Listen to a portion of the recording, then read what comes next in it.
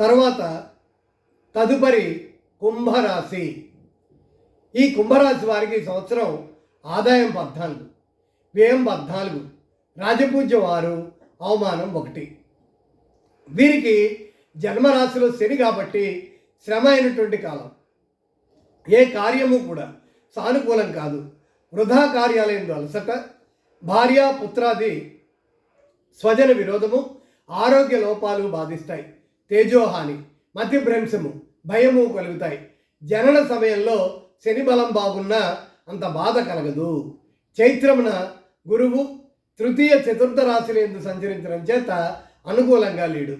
కొన్ని కార్యాలు నెరవేరినా ఉద్యోగ భంగము, మిత్రవియోగము, కార్యభంగము, బంధవియోగము, తేజోహాని, స్వస్థాన త్యాగము ఒకప్పుడు కలుగుతాయి.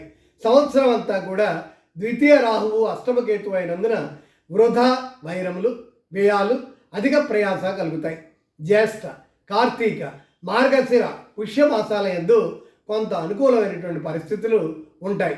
చైత్ర, ఆషాఢ, శ్రవణాలు మిక్కిలి శ్రమకరమైనటువంటి కాలం కాబట్టి జాగ్రత్త అనేది అవసరం.